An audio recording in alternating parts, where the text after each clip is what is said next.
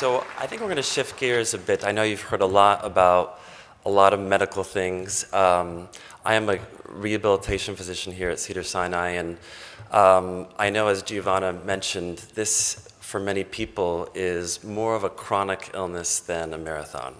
And so thinking about ways to kind of persevere through this time, I think, is important. I prescribe antidepressants or things like Valium or Xanax all the time, but these kind of medicines really do nothing to really enhance resiliency or to kind of give one the sense of courage that they need to persevere through these kinds of moments in our life. So even though there aren't any medications for these kind of circumstances, there are a lot of pearls from people around us today or people who have come before us that have left us pearls on how to live with some sense of resiliency. And so I'm hoping to, in the next 10, 15 minutes, to give you an overview of some of these themes. So to start, you may have seen the image of this gentleman in the news earlier this year. In March of 2016, Israel Crystal became the oldest man alive in the world right now. So he's 112 years old. And what was amazing about him was that he actually survived the Holocaust. He actually went through all the tortures of the Holocaust, lost most of his family, and still went on to live 112 years.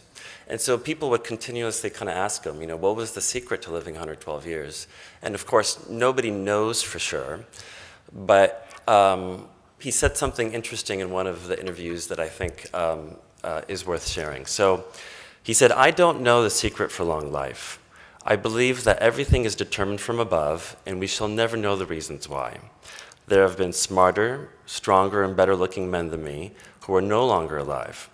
All that is left for us to do is to keep on working as hard as we can and rebuild what is lost." And I think the essence of what he was really getting at, and there is science to back this up, that having a sense of purpose and having a sense of meaning may actually change how we, not only how we live our lives, but maybe even survival. And so this really interesting study just came out, actually a month after he won the record of the oldest man alive, where they basically combined a bunch of studies that amounted to over 100,000 individuals. And they basically looked at one's sense of purpose in life and looked at mortality rates. And as you can see, those who had higher meaning or sense of purpose in life had reduced all-cause mortality and reduced cardiovascular causes of death. That was really felt to be quite significant. Now, one of the theories behind this was something that was written by a man named Viktor Frankel that he wrote about 60 years ago now. And if you haven't read his book, he wrote a classic called Man's Search for Meaning that I really think is worth your time to read. It's about 120 pages. It's not a very long read, but it's a very profound book. At the time, Viktor Frankel was a young psychiatrist, and he also got absorbed into the concentration camps. At the time of the concentration camps, Freud was the world's kind of greatest and most well-known psychiatrist. And he had a basic tenet, which was, human beings do things to seek pleasure. That is the driving force of all human beings. But Frankel, after, again, going through what he went through that I'll allude to in a moment, he really came out with a theory called logotherapy, which means finding meaning in difficult circumstances, or meaning-centered therapy. And he concluded from his experience and this area that he dedicated his life to, that if you can find meaning in what you are going through, you can almost overcome any kind of personal circumstance. So by background, and I want to first say, in no way am I trying to make a comparison between a concentration camp or a neuroendocrine tumor. I mean, these are that is not the intention of this, but rather to say that somebody can go through something like a concentration camp and prevail with these kind of beliefs. And again, Frankel was a Holocaust survivor. He went through 4 different concentration camps. During those 3 or 4 years, he lost his mother, his father, his brother, and his pregnant wife. And despite the horrific tragedies of that time, again, he lived, number one, a fairly long life, but I think the greater point that I like to make is he really believed in this idea that if you can find meaning in what you're going through, that vacuum that sometimes we feel in the midst of tragedy really can be overcome. And he had these 2 quotes from his book, and again, I really think it's worth reading the entire 120-page book that he put together, but this is what he said that I think is really the crux of his theory. Between stimulus and response, there is a space. In that space is our power to choose our response. In our response lies our growth and freedom. And he went on to say something that I think is so important for anybody that is going through any kind of serious illness, which really reminds us that, cancer cannot take certain critical powers from us, even though there may be a medical diagnosis that a doctor may give you.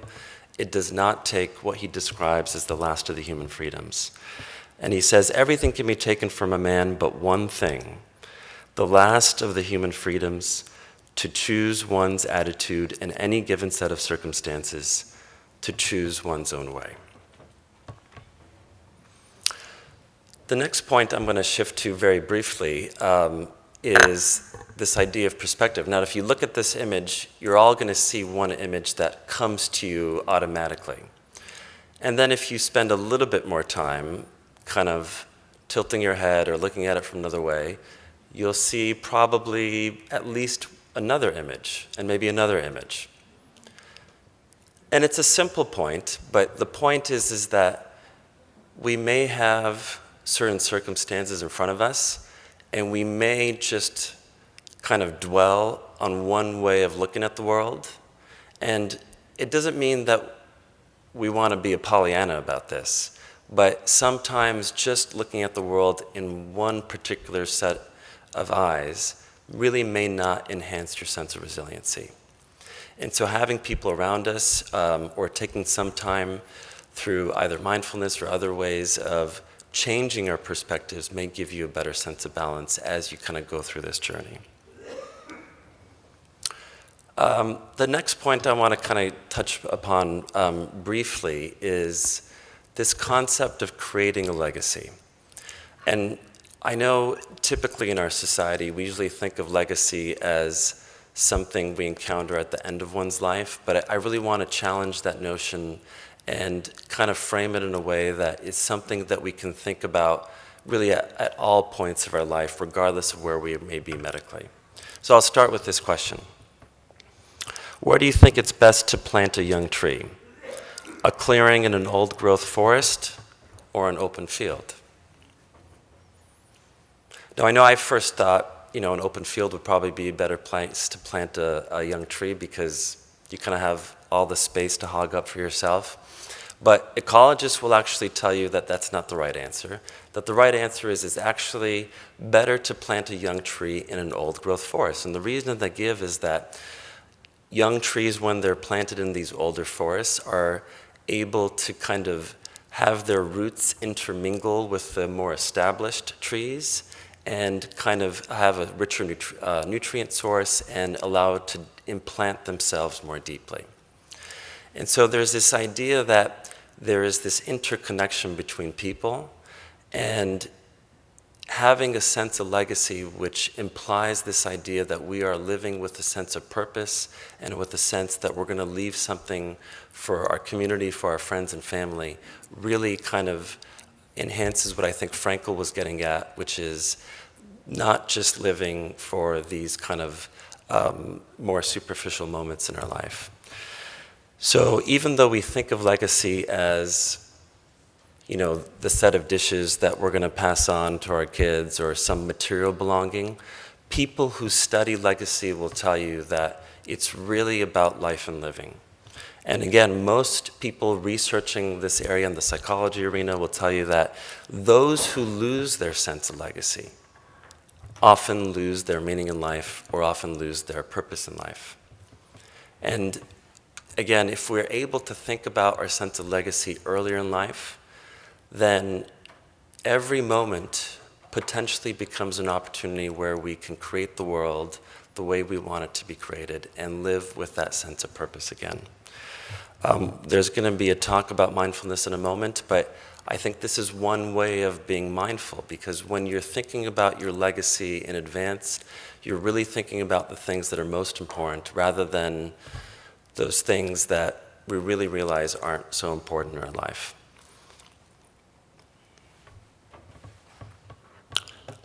Kind of a similar idea, but I wanted to illustrate a concept that's kind of gotten some attention recently, which is this differentiation between a hedonistic personality and a eudaimonic personality.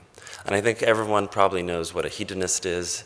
And as you imagine, a hedonist is someone who may be at a cocktail party, and what are they going to enjoy? They enjoy the champagne, the filet mignon, the lights, the jewelry, the fancy things in life. And the eudaimonic person, probably a new word for most of us, is a term that refers to a personality type that really kind of embraces the more altruistic parts of our personality. So they may be at that same cocktail party, but rather than getting as much pleasure from the filet mignon, they may get more pleasure from having a meaningful conversation with the person next to them, or if it's a fundraiser, knowing that they're there for some important reason. So the reality is most of us have parts of our personality that crosses both ends of the spectrum. We have some hedonistic traits and we have some eudaimonic traits. But there are people, and we have the capacity to change this, that are on far ends of this spectrum.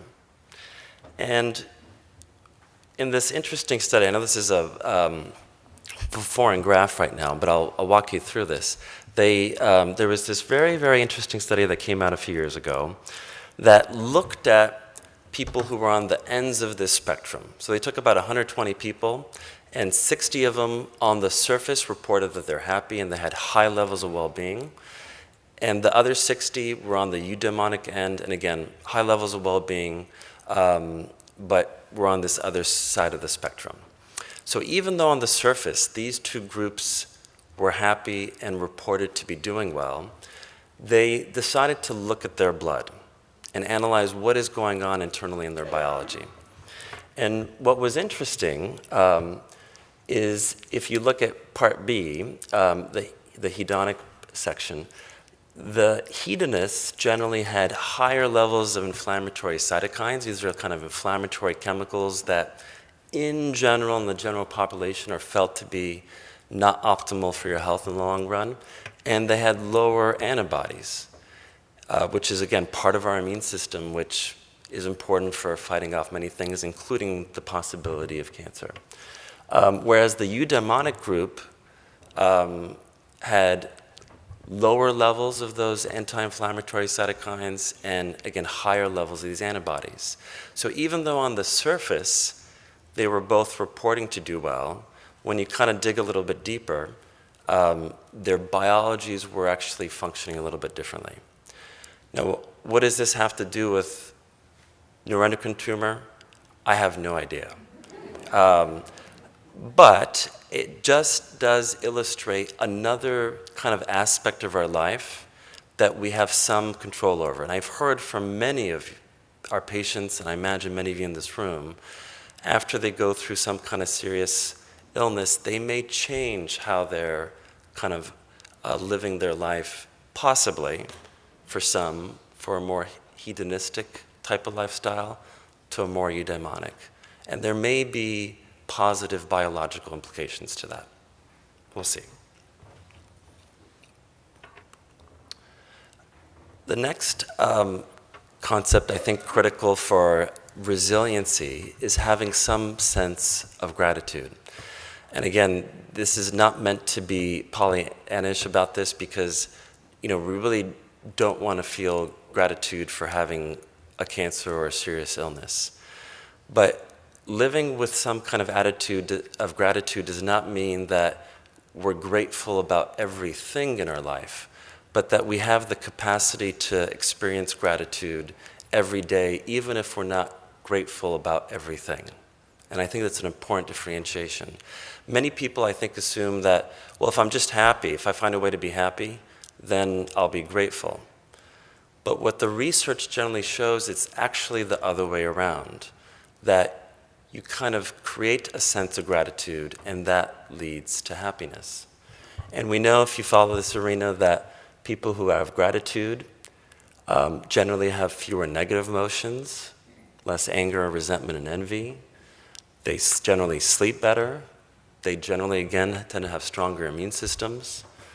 They're more likely to empathize with others. They have stronger social ties. And again, the reason we're talking about it here is they're generally more resilient to stress. It is not about thinking that life is perfect. So you'll see studies in the psychological arena that will ask people basically to spend 3 weeks of keeping some kind of gratitude journal, even if you don't feel like being grateful, just kind of forcing yourself to spend 5 minutes and do the exercise. And we know that people's brains and how they're viewing the world can actually change with this kind of practice. So because of time, I'm not going to labor these points, but very briefly, if you're going to do this, it doesn't have to be long essays. It's just a few kind of words or brief sentences. Generally, focusing on people to whom you are grateful tends to have more power than focusing on things. You want to kind of feel it rather than just going through the emotions. And then for some people, reflecting on how things in your life would be if you didn't have this person in your life, or health insurance, or certain things that we may be taking for granted. And again, thinking about your language. So thinking about integrating words that, like blessings or abundance or fortunate, may change how we perceive the world as well. And it takes practice. So we don't become kind of grateful beings overnight. You kind of have to practice a certain way of thinking over and over again before it kind of sticks. And there's this great quote from Henry David Thoreau that I think really speaks to this idea. So he wrote, over 100 years ago, "As a single footstep will not make a path on the earth, so a single thought will not make a pathway in the mind. To make a deep physical path, we walk again and again. To make a deep mental path, we must think over and over the kind of thoughts we wish to dominate our lives." Last point. I know it's difficult, but I think it's critical to try to maintain a sense of humor, or at least surround ourselves with people that can kind of get you to laugh along the way. Again, this is a pretty recent publication from a couple of months ago. Again, this was not looking at people with neuroendocrine tumors, so we kind of have to extrapolate. But there was a 15-year study where they looked at different levels of sense of humor among different individuals. And they found that, again, those who had a higher level of sense of humor had lower rates of death from heart disease and infections in women, and infections in men. So just another thing to keep in mind, and another critical point to resiliency. People who have a sense of humor generally are able to kind of adapt themselves, I think, in the long run. I'm going to skip over this because there's going to be a mindfulness piece right now, but I will just say, even in the oncology arena, there are publications coming out almost every week, if not month, about some benefit of mindfulness meditation for enhancing resiliency and well-being. So if you've never thought about it or tried it, might be worth exploring if you have an opportunity. So just to summarize, if it resonates with you, having some kind of meaning-centered living may be one way of enhancing resiliency. Mastering the art of perspective, which is not easy, but it's worth kind of investing some of our energies into this. Living with an attitude of gratitude, and for some, trying a journal can be useful.